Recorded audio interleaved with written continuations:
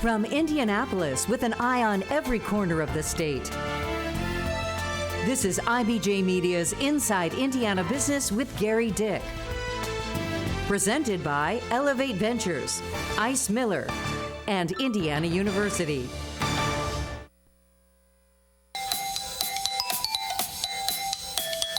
Indiana's regional revival, from widespread renewal in the Wabash Valley to restoring the White River, all part of a return on a $500 million investment in Indiana. See why the governor wants more. Also, Dan Dakich, the man who pulls no punches. The man was naked, no clothes on, with a towel, shimmying between his legs. Who he's talking about, his playing days at IU, and why Dan Dakich has a new media job. And pickle pizza, anyone? Or how about slushies and mocktails? A look at food and drink trends in this month's Trendiana.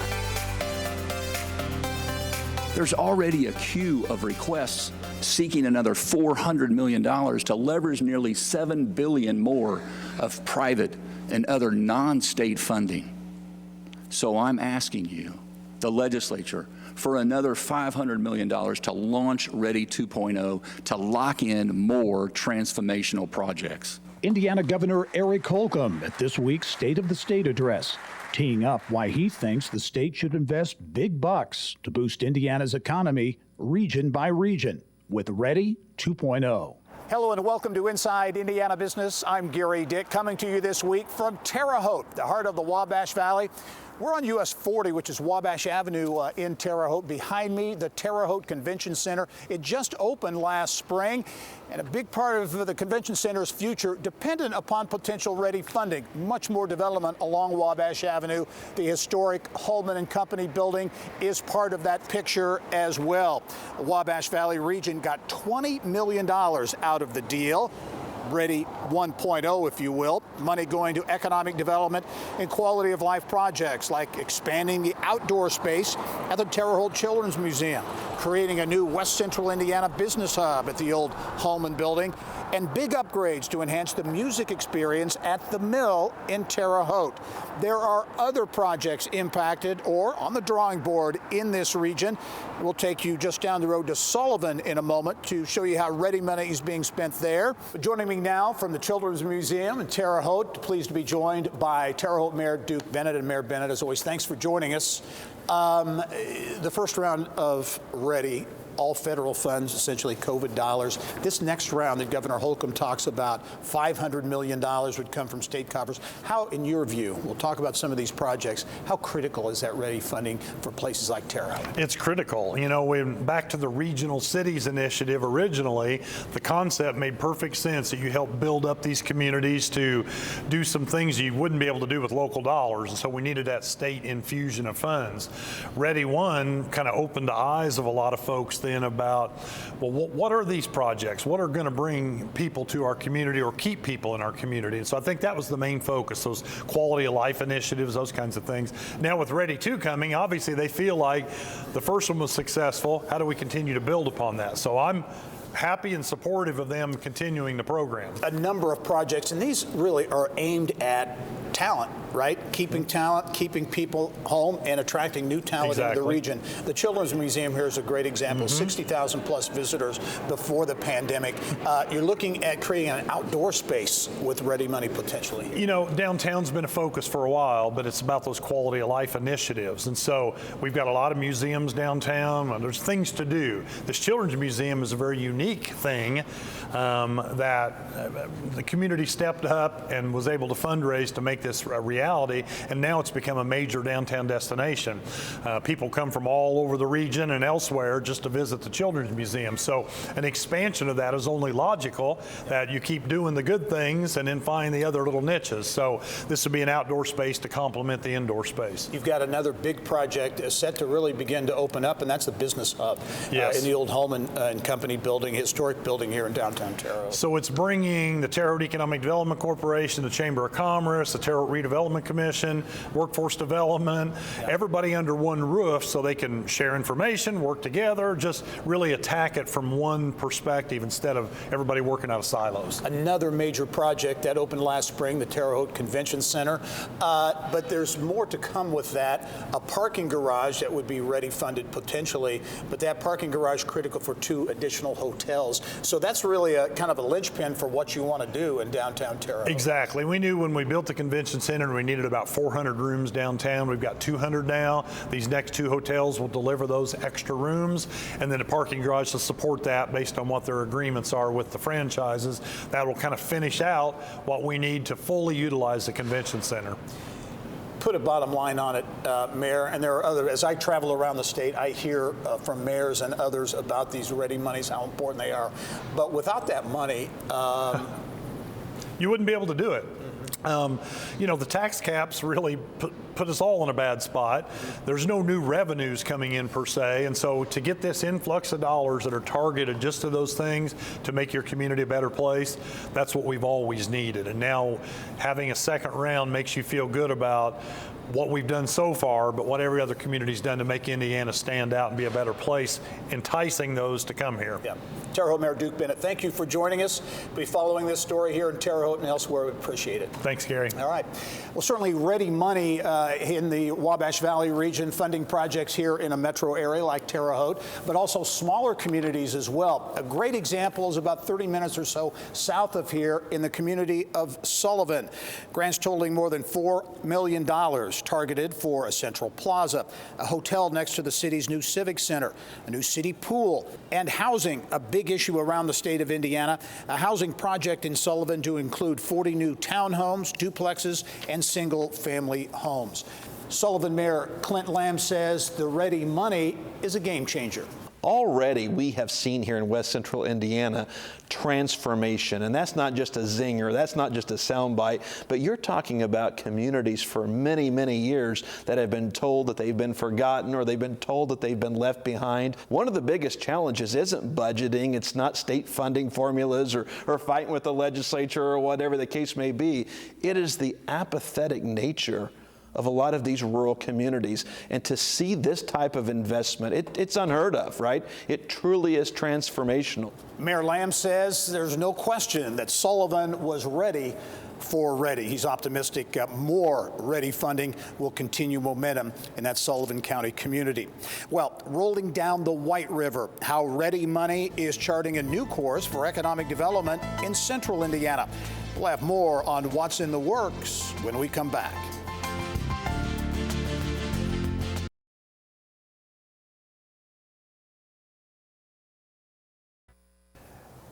Welcome back to Inside Indiana Business, coming to you this week from Terre Haute, the heart of the Wabash Valley, west central Indiana.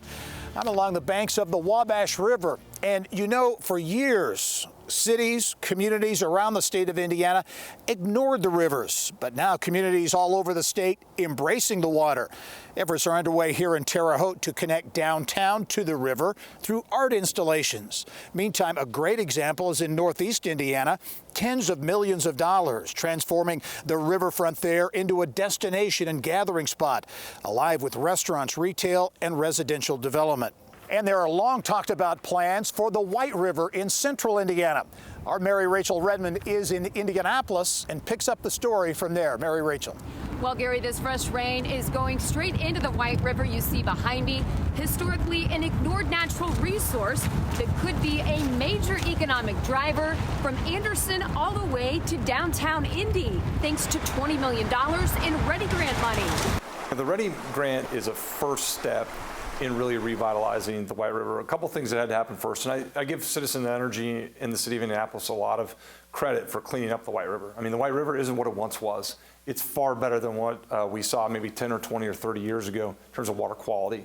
So with that fundamental, improvement, now we can build upon that. And I think what you're seeing now is whether it's at Conner Prairie, whether it's at 96 in Allisonville, whether it's in Noblesville, Anderson, even down to Marion County, you have these opportunities for kind of revitalization and utilization of the water. We sometimes lament we don't have a ski resort nearby. We don't have beaches to retreat on. We don't have a Great Lake to embrace. But we have this beautiful natural amenity flowing through the heart of central Indiana's economic and population engine. This is the thing that we can turn into a draw for visitors, a draw for talent and people to move to our region, and also for the people that are here, a cornerstone for their quality of life. I think it could be a catalyst for redevelopment and placemaking that attracts the next generation of talented people to want to live here. I mean, livability is really, really important. Injecting dynamism or dynamic opportunities into neighborhoods that frankly have been on the downslope of development is an incredible opportunity, and it's not one that we should waste. We should do it methodically. It's a big vision. The grand vision is that we have a national park-like amenity, a network of wild places, active places, large parks, small parks, cultural amenities like we have today, like at Newfields and Conner Prairie and the zoo, places to eat and dine. 96 in Allisonville, we'll be creating a park there that will definitely create an opportunity for that passive experience. Marion County has some opportunities to improve the White River in certain areas. And then there's a larger, broader vision, but people shouldn't be scared by big visions. Those things happen over 40, 50 years, and you never know where the next opportunity might come. So I think we're going to develop some proofs of concept along the river. Conner Prairie is doing some exciting things as well. So you start linking those up and momentum gets more momentum. And I think, we look back 10 years from now and hopefully the White River, what once was probably viewed as a liability, will be viewed as an amazing amenity. A key to getting the White River back on course to become a potential destination to drive dollars, cleaning it up. More than half of the 28-mile Dig Indy tunnel system is now operating. The $2 billion project, which started almost 11 years ago, is designed to stop sewage from dumping into the White River and other central Indiana waterways. The project's on track to finish in 2025, 13 years after construction started. Now let's send it back to Gerry in downtown Terre Haute. All right, Mary Rachel, thank you. Well, another can't miss here in the heart of downtown Terre Haute, the Indiana State University campus, is this statue of the legend, Larry Bird. He put Indiana State on the map in the late 70s. I know I was here in school. He led the Sycamores to the NCAA title game against Magic Johnson and Michigan State. The Bird statue was unveiled about 10 years ago. Next in the game plan, the Larry Bird Museum here in Terre Haute. That's scheduled to open later this year. Well, we hear from another familiar Hoosier hoopster in our next segment, Dan Dakich. He's got an IU basketball Dakich doozy, a priceless story about Bob Knight with no clothes on, a towel, and Damon Bailey's reaction to it all. We're back in studio after the break.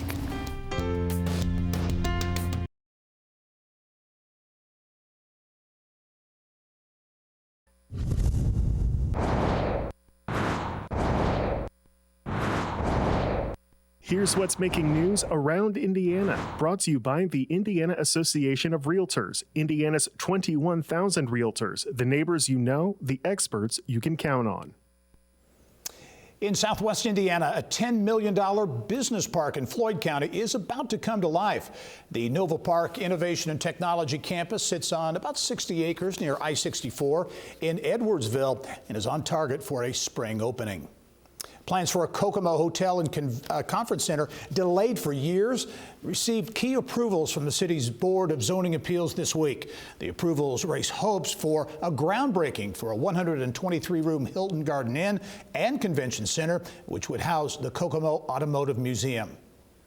The Indiana Economic Development Corporation is beefing up its presence on the West Coast. The IEDC has hired Jillian Oakes as West Coast Business Expansion Specialist.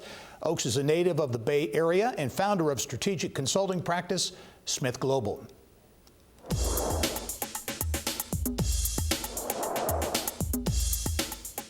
It's time now for Eye on Education, brought to you by PNC Bank. Well, fueling Indiana's workforce pipeline is becoming more of a team sport. So says Purdue Global Chancellor Frank Dooley, who tells me an emerging partnership with Ivy Tech Community College is producing results. Ivy Tech might be able to get that person the associate's degree, but oftentimes when you talk to the employers in the field, yeah, but some of these folks should go on even further. That's where we step in, and then we help the person who started at Ivy Tech complete to get to the bachelor's degree. And Ivy Tech has just been phenomenal as a partner in that space, along with others. Dooley says enrollment at Purdue Global on average has increased by 25% over the last 4 years. Overall enrollment at the online university topping 35,000. Well, Dan Dakich has always called it the way he sees it and isn't worried about ruffling a few feathers along the way. The former IU basketball captain, coach, and current media personality has earned a spot in the Business and Beyond podcast record books. Dakich is our 100th guest and the first ever to share so many stories, interesting stories.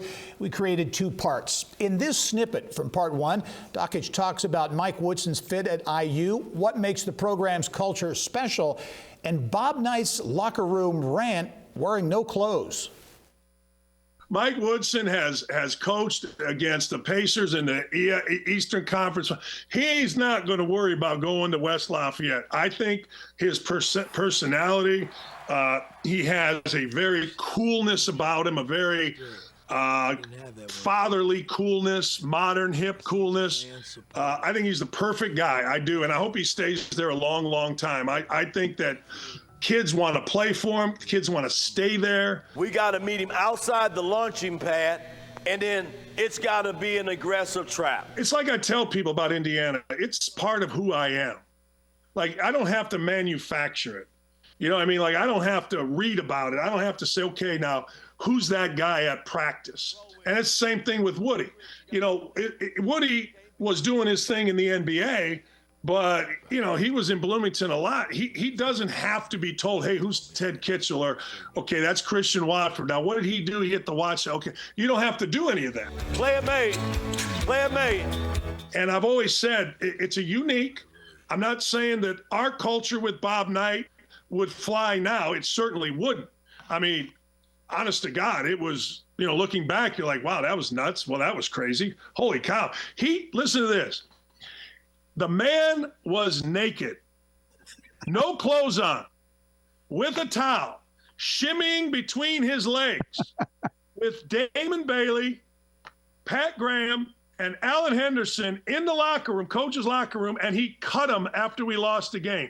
You're off the team, and you're off. And the man was naked, Gary, and he had a towel. And Bailey starts laughing, like, you know. Yeah. And I walk out, I go, Damon, you can't laugh. He goes, Coach, the man was naked.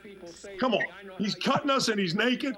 So can you imagine now, right? I mean, that's just one of 1,000 things that wouldn't fly. But you know what? It was our culture. It was built on being tough. It was built on execution. It was built on kids that were going to do the right thing, whether they were great players, they were going to go to class, they were going to treat women right, they were going to do all those kind of things. And you can catch the 100th episode of the Business and Beyond podcast beginning Monday at InsideIndianaBusiness.com. And to be clear, we interviewed Dan for that podcast piece before IU's rough start to the Big Ten season. He's since been rather critical of Mike Woodson on social media. Well, espresso martinis and macadamia pancakes, they were all the rage last year. Looks like 2023 may be the year of the slushie, like those served up at the historic Highland Inn in Evansville. Coming up next, more on what Hoosiers are craving this year, including the taste of pickles and paving a new outdoor path in Carmel. The IBJ with an update on the city's big greenway project along the White River and how it fits into Carmel's overall parks and trail strategy.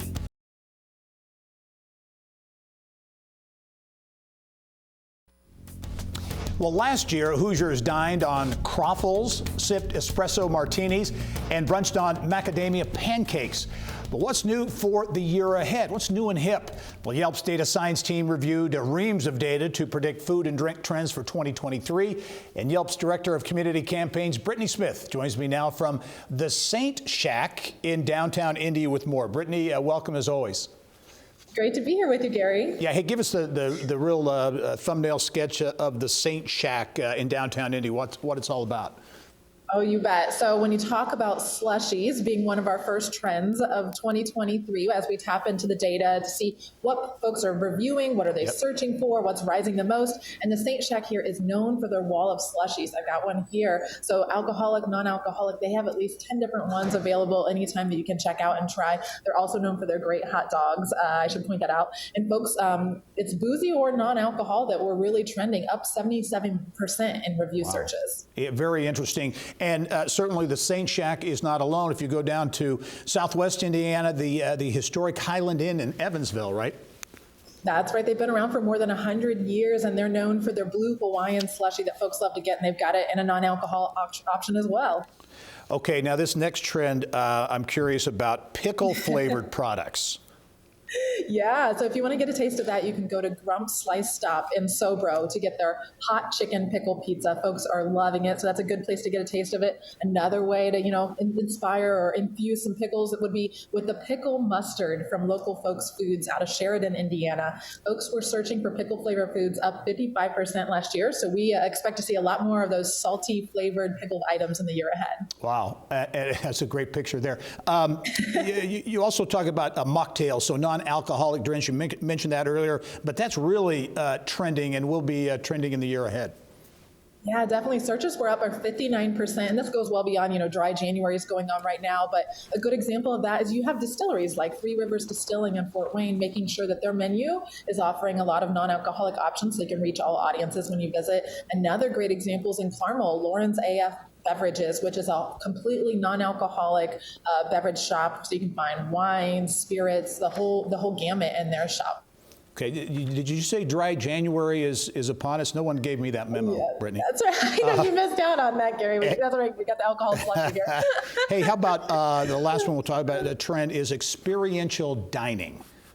That's right. So when you talk about experiential dining, you can think of underwater restaurants, which exist, but not in Indiana. That one's up 263% in searches, and then 109% for dinner theaters, as folks are wanting to come back together and have really fun, not only the arts and food experiences. Great examples of that would be Das Dutchman, Essenhaus in Middlebury, or Connor Prairie's Herside Suppers in Fishers. They're so popular that they have a wait list right now through March. Folks are selling it out like crazy. And then Beef and Boards is another classic. They're actually celebrating 50 years this year, and you want to check out their schedule. They've got some really great shows that are coming up. Looking, as we wrap up, Brittany, looking for a strong year this year when it comes to restaurants and the venues that you cover around the state? Most definitely. A lot of folks are wanting to get back out and explore. They're filling their evenings up more. We've kind of got all that pent-up energy from the last few years, and it's a great time to get out there and support those local businesses. All right, some great trends for 2023. Brittany Smith from Yelp. As always, Britt, thanks for joining us. Thanks for having me, Gary. Great. Well, that's all the time we have for this edition of Inside Indiana Business. We want to end the show this week where we started. Here's a look at downtown Sullivan, part of the Wabash Valley. Thanks for joining us this week. I'm Gerry Dick. Go out and make it a successful week.